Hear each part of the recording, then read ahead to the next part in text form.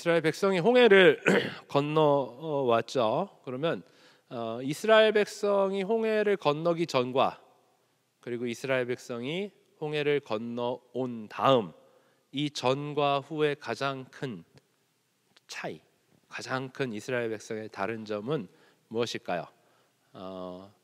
그것은 이스라엘 백성의 신분이 달라졌다는 겁니다. 신분, 스테러스. 그러니까 이스라엘 백성이 홍해를 건너기 전에는 어떤 신분이죠? 노예, 그렇죠? 이집트의 노예 또는 이집트의 종입니다. 근데 홍해를 건너고 난 다음에는 어떤 신분으로 있습니까? 자유인, 그렇죠? 프리맨 또는 하나님의 백성으로 있습니다. 자, 이렇게 신분이 바뀌어지면 그 신분에 맞는 삶을 살아야 됩니다. 예를 들어서 내가 어느 집의 노예였어요. 그러다가 몇 년이 지나서 프리맨이 됩니다. 그러면 나는 프리맨임에도 불구하고 노예처럼 살 수는 없는 겁니다. 그렇죠? 노예가 아닌 자유한 사람은 그 자유한 사람에 맞는 삶을 살아야 그게 정상적인 삶이 되는 것입니다. 마찬가지로 우리는 이 죄악된 세상에서 그리고 나의 죄 가운데서 하나님으로부터 구원을 받아 새 사람이 되었죠. 그렇다면 우리는 더 이상 옛날에 세상 사람처럼 사는 것이 아니라 하나님의 백성의 신분으로서 하나님의 뜻대로 살아가는 삶을 살아야 되는 것입니다. 이렇게 신분에 맞는 삶을 살아야 하는데, 근데 지금 이스라엘 백성을 보니까 이스라엘 백성은 홍해를 건너기 전에도 하나님께 불평하고 원망하고 막 그랬는데 홍해를 건너온 다음에도 하나님께 불평하고 원망하고 막 이런단 말이에요. 그러니까 전혀 뭐 달라진 게 없는 것 같다, 이제 이렇게 우리가 보는데, 근데 하나님은 이 부분에 대해서 놀랍게도 홍해 전에도 불평 원망을 했을 때도 그들이 원하는 대로 그들의 기도를 들어주셨고, 홍해를 건너고 난 다음에도 물이 써서 왜 이러냐, 물맛이 왜 이러냐 그래서 하나님 불평하니까 물을 달게 해주시고,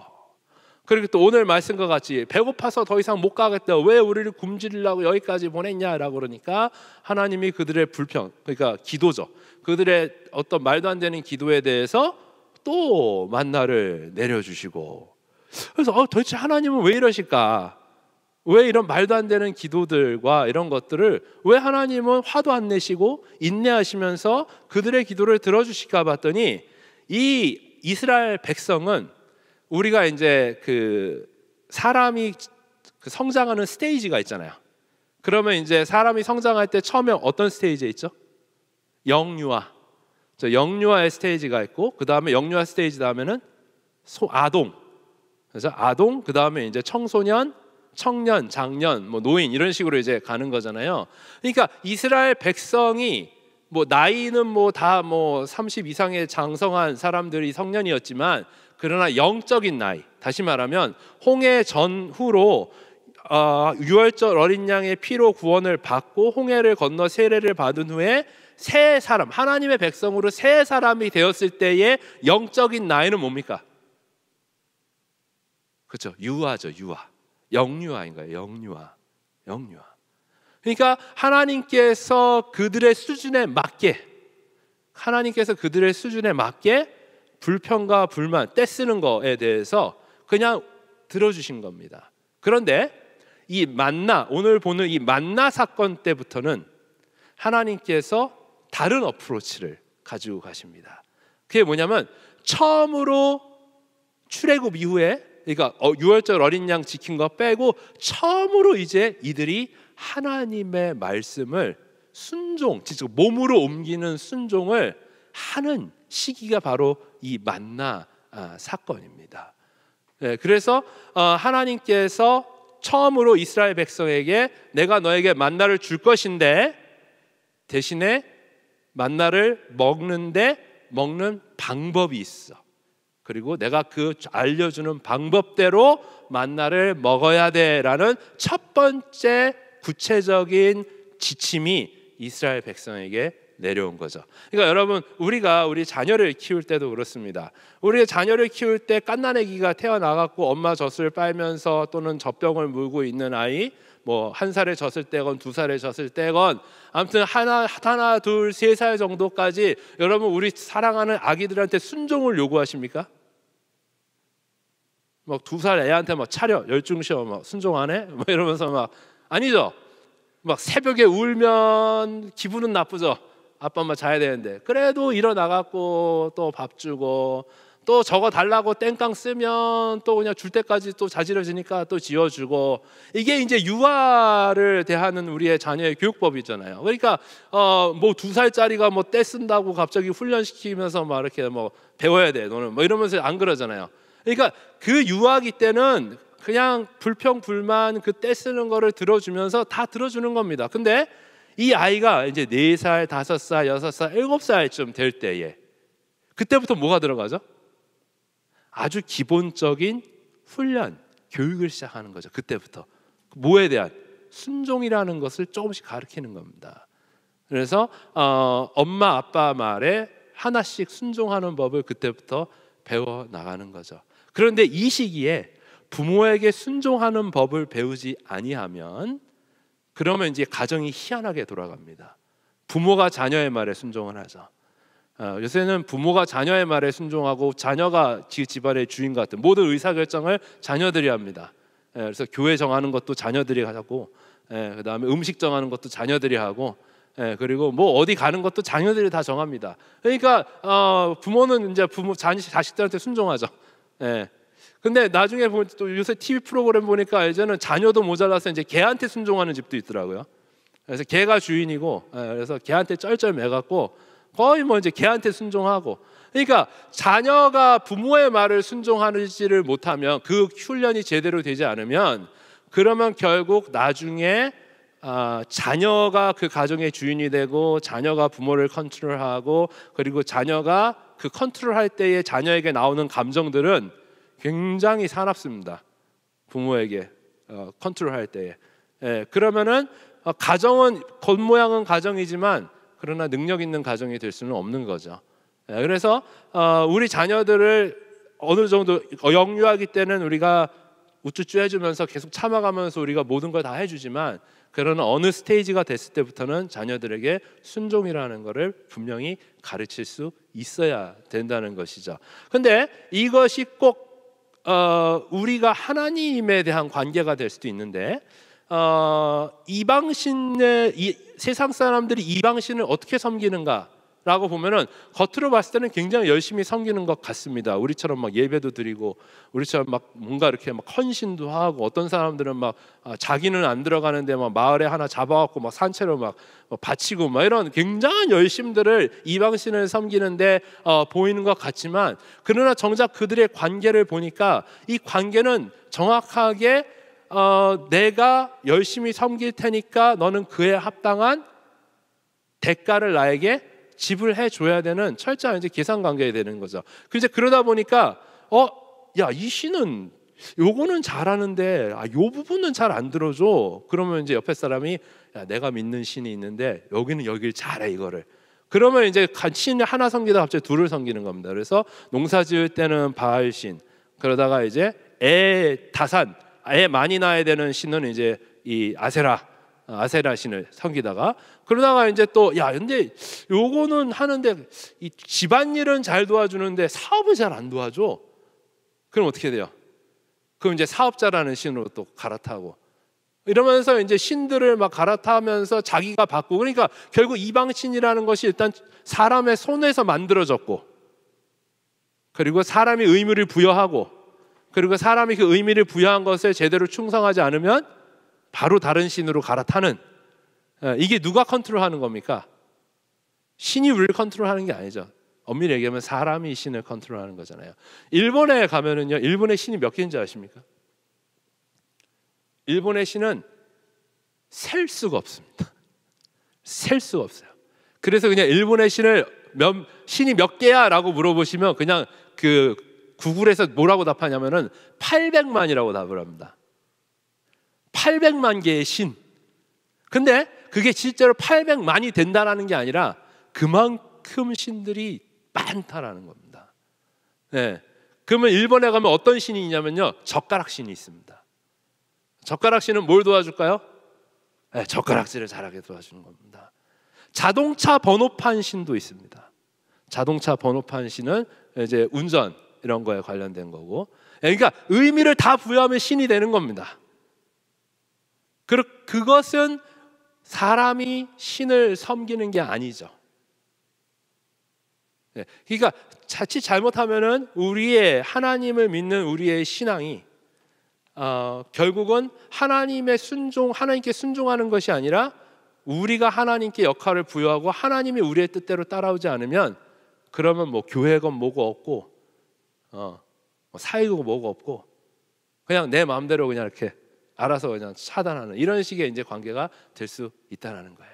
그래서 하나님께서는 지금 이스라엘 백성에게 교육을 하시는 겁니다. 첫 번째 교육. 그게 뭐냐면은 하나님의 백성은 반드시 무엇을 해야 된다? 하나님의 말씀에 순종하여야만 하나님의 백성으로 살아갈 수 있다라는 것을 훈련하시는데, 근데 이 훈련이 맞춤형 훈련이거든요.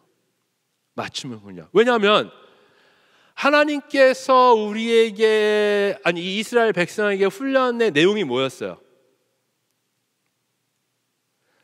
내가 너에게 만나를 줘요, 안 줘요? 주죠. 어떻게 줘요? 풍성히 줘요.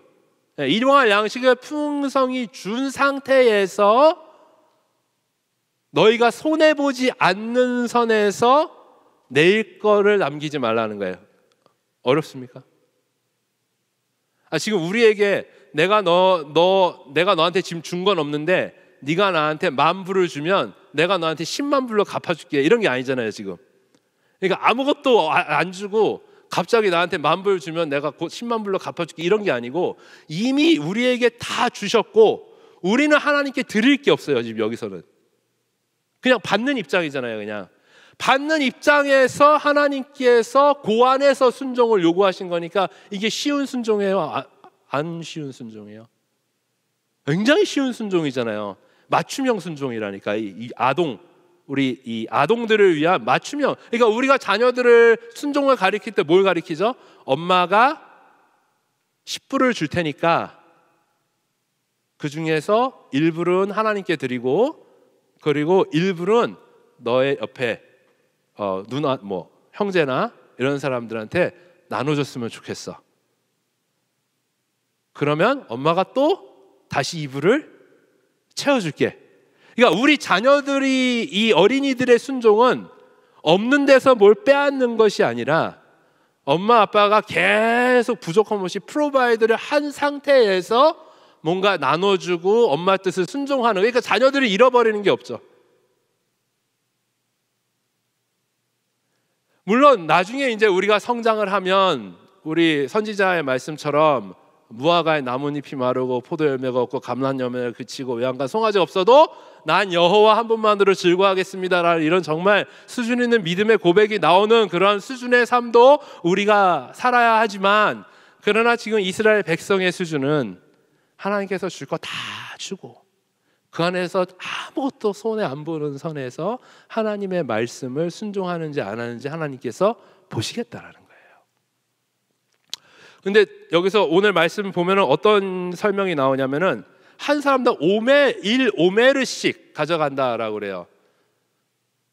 그래서 그 가정당 이제 필요한 만큼 가져가라는 거예요, 충분히. 근데 이 사람들이 처음 해보잖아요. 이런 거 처음 가져가 보니까 이거 얼만큼을 가져가야 되는지 잘 감이 안 오겠죠. 그래서 어떤 사람들은 야, 일단 무조건 많이 가져가. 그래가지고 일단 무조건 많이 갖고 왔을 거예요. 그래가지고 갖고 와서 보니까 어떤 걱정이 들죠? 이거 오메르가 넘으면 어떡하지? 라는 걱정을 했겠죠. 그런데 막상 달아보니까 많이 갖고 왔다고 해서 봤는데 오메르가 되지 않았다라는 거예요. 그만큼 하나님께서 우리에게 주시는 기준이, 은혜의 기준이 크다라는 거예요. 반대로 어떤 사람들은 야, 이거 얼마큼 가져가야 되지? 그러니까 요만큼만 가져가 봐. 그래서 요만큼 가져왔는데 집에 와서 보니까 너무 적게 갖고 왔다 이거. 이거 제대로 못 먹겠다. 막 이런 걱정을 하고 막상 구워봤더니 배부르게 풍성하게 남았다는 거예요. 여러분, 이게 하나님께서 우리에게 주시는 오늘 하루의 은혜예요. 하나님께서 우리에게 주시는 하루의 은혜는 부족한 것 같은데 부족하지 않고요, 또 풍성하다라고 했지만 우리가 생각하는 것 그 이상으로 흘러넘치는 풍성한 은혜가 하나님께서 날마다 우리에게 주시는 은혜의 양이다라는 겁니다. 그런데 지금 이 놀라운 은혜를 받는 이스라엘 백성이 뭘 했다고 그러는 겁니까? 남기지 말라고 그랬는데, 세이브하지 말라고 그러는데, 내일을 위해서. 왜 내일을 위해서 세이브하지 말라고 그랬어요? 내일도 똑같은 퀄리티의 만나가 또 내려올 거기 때문에. 그러니까 굳이 세이브하지 않아도 어차피 너희는 내일 똑같은 거를 맛있게 먹을 수 있으니까 세이브하지 말라고 분명히 말씀하셨는데, 이스라엘 백성이 뭘 했다는 거예요? 내일을 위해서 세이브를 했다라는 겁니다. 왜 세이브했을까요? 왜 세이브를 했을까요? 하나님을 공급하심을 믿지 않은 거죠. 혹시 몰라, 내일 또 내려온다고 그랬는데 만약 안 내려오면 어떡할 거야? 그러니까 자기들이 미리 내일을 판단하고 계산하여, 그래서 자기들이 내일 먹을 거를 세이브를 해놓은 거예요. 자, 그럼 여기서 하나님께서 우리에게 가르치시는 순종의 원칙에 대한 이야기를 좀 해야 됩니다. 하나님이 우리에게 요구하시는 순종은 단순히 이거 해라 저거 해라가 아니에요. 하나님께서 왜 우리에게 순종을 요구하시냐면, 그 순종의 기본에는 뭐가 들어가 있냐면은 하나님에 대한 절대적인 믿음과 신뢰가 있기 때문에 순종하는 겁니다. 우리의 순종의 이유는 하나님을 믿고 신뢰하기 때문에 순종하는 거고, 반대로 우리가 하나님을 순종하지 못하는 이유는 그만큼 내가 하나님을 신뢰하고 믿지 않기 때문에 순종하지 않는 겁니다. 그래서 불순종이 왜 위험하냐면, 그것은 단순히 하나둘 잘했고 못했고의 문제가 아니라 근본적인 오늘 나에게 충분한 것을 공급하시는 하나님에 대한 신뢰와 믿음에 대한 불신이기 때문에 불순종이 문제가 되는 거겠죠. 여러분 보세요. 하나님께서 내일도 똑같은 퀄리티의 만나를 내려주신다고 하셨어요. 그런데 내일 거를 위해서 세이브한 사람들은 뭐 한 거예요? 자기가 덜 먹은 거죠. 오늘 풍성히 먹을 수 있는 거를 내일을 위해서 덜 먹은 거예요. 그리고 배고픔에 수고를 한 거고, 그러니까 우리는 오늘 우리에게 주신 하루에 대한 그 하나님에 대한 신뢰와 믿음이 없기 때문에 항상 오늘 주신 것에 대한 감사를 놓친 채 뭐를 걱정하냐면은 내일을 염려하는 거예요. 그래서 내일 우리 어떻게 살지? 내일 우리 어떻게 돈 벌지? 내일 우리 어떻게 하지? 그러면서 염려와 근심과 걱정과 아주 치열한 계산과 이런 것들을 가지고 내일을 준비를 하니까, 그런 거를 가지고 하루를 살아가는 사람들이 행복할 수 있습니까? 오늘을? 그런 내일의 걱정과 근심과 염려를 가지고 살아가는 사람들이 오늘의 하나님의 은혜를 누릴 수 있습니까? 다 기분 잡친 거예요. 이미 내일을 위해서 걱정하고 있고, 내일을 염려하고 있고, 내일 때문에 분주해야 하는데 오늘의 감정은 다 상한 거예요. 그런데 또 우리는 어떻게 기도하는지 아십니까? 하나님, 내일 중요한 일이 있으니까 하나님 내일 도와주십시오. 이미 하나님은 우리에게 최고의 날을 오늘을 주셨는데, 오늘은 다 무시해버리고 오늘의 은혜, 오늘의 인도하심, 오늘의 공급하심은 다 잃어버리고 나 혼자 내일을 계획하고 나 혼자 바쁘고 그 다음에 하나님 보고 내일 있을 일에 대해서 하나님 도와주십시오라고 기도하는 겁니다. 그러면 이 하나님은 어떤 하나님일까요? 내가 계획하고 내가 짠 판에 하나님은 그냥 꼽사리 껴서 내가 계획한 거를 도와주시는 신. 그게 누구라? 아까 얘기한 이방신. 사람의 컨트롤에 의해서 움직여지고 계획되어지고 짜맞춰지는 이방신이라는 겁니다. 그렇게는 하나님께서 이스라엘의 백성의 하나님이 되실 수 없다라는 거죠. 또 오늘 말씀을 보니까 이 이스라엘 백성들에게 안식일이라는 게 처음으로 소개가 됩니다. 근데 이때는 율법이 주어지기 전이었기 때문에 이 사람들은 안식일에 대한 개념이 아예 없어요. 근데 한 가지 확실한 거는 이 사람들이 태어난 이래로 처음으로 일주일에 하루를 쉴 수 있는 날이 생겼다는 거죠. 지금 이스라엘 백성이 출애굽하기 전에 신분이 뭐였다고요? 노예, 종. 지금같이 뭐 주 5일째, 뭐 주 6일째 이런 게 없잖아요. 그럼 노예와 종은 뭐 하는 거예요? 일주일 내내 일만 하는 거예요. 고달프게. 그들에겐 쉼이라는 게 없어요. 근데 그랬던 그들에게 태어나 처음으로 일을 하나도 안 하는 날, 일을 하나도 안 했는데 일한 날과 마찬가지로 똑같은 공급이 있는 말도 안 되는 복된 날이 그들에게 주어진 거예요. 선물로. 근데 이스라엘 백성들은 그걸 뭐로 생각하지 않았다? 선물로 생각하지 않은 거예요.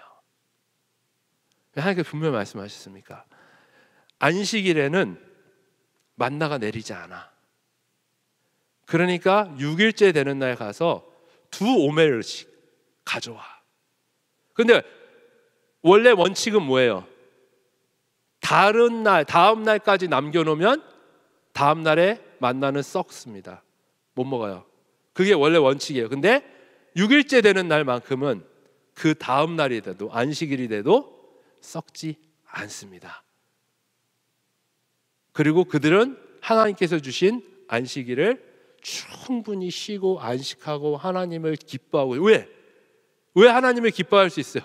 우리는 여태까지 너무 바쁘게 일하고 너무 힘들게 일하고 뭐 하루라도 뭐 빼먹으면 매 맞고 뭐 아프다고 그러면 뭐 다른 사람 가족 끌어다가 대신 일 시키고 막 이런 말도 안 되는 억압을 당하다가 온 가족이 아무것도 안 하고 하루를 다 쉬었는데도 일한 거가 일하지 않은 거 똑같은 양으로 우리를 충분히 먹이시는 하나님의 은혜를 부릴 때 이 사람들이 얼마나 감사하겠어요, 하나님 앞에.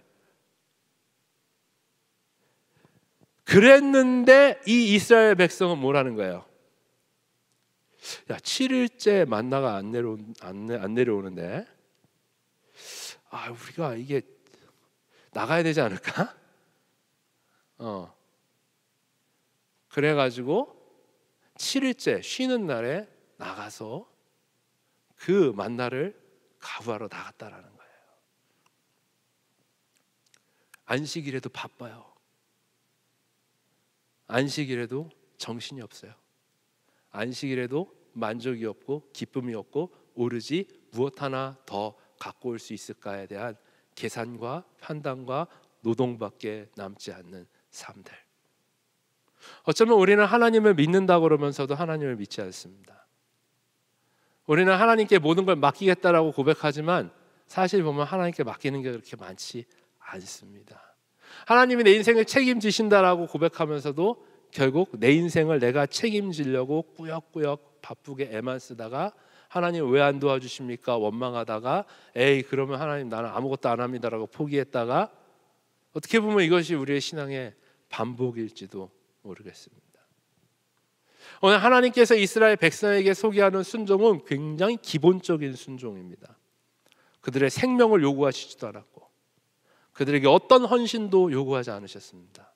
그들에게 어떤 희생도 요구하지 않으셨고 오히려 하나님은 충분히 채워주신 상태에서 아무것도 손해보지 않는 한에서 무엇만 테스트하신 겁니까?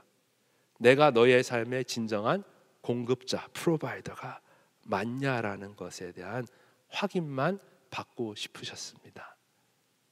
그러나 이스라엘 백성의 답은 하나님을 믿지만 내 인생은 내가 프로바이딩 한다.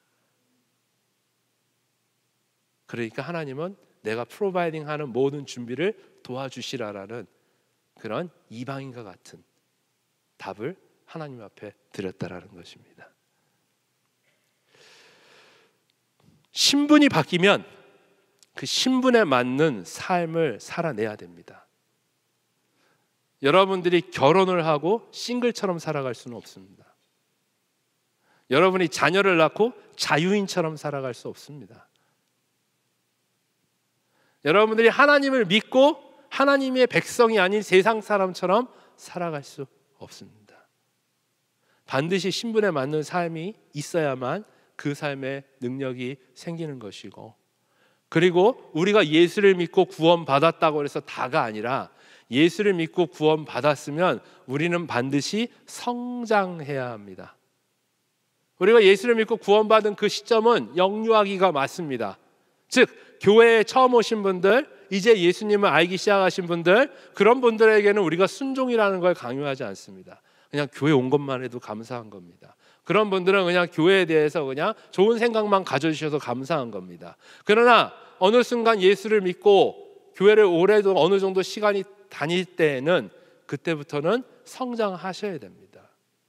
언제까지 젖먹이처럼 징징대고 안 들어준다고 삐지고 뭐 한다고 삐지고 이렇게만 살아갈 수는 없는 겁니다. 나이가 10살이 돼서도 삐지고 20살이 돼서도 삐지고 30살이 돼서도 삐지고 40살이 돼서도 삐지는 어른아이로서는 절대로 신앙의 기쁨을 누릴 수가 없습니다. 사도 바울이 고린도 교회에 대해서 이런 편지를 씁니다. 내가 너희를 단단한 음식으로 먹이지 않고 젖먹이로 너희를 먹였다라는 거. 왜냐하면 너희가 감당할 수 없기 때문에.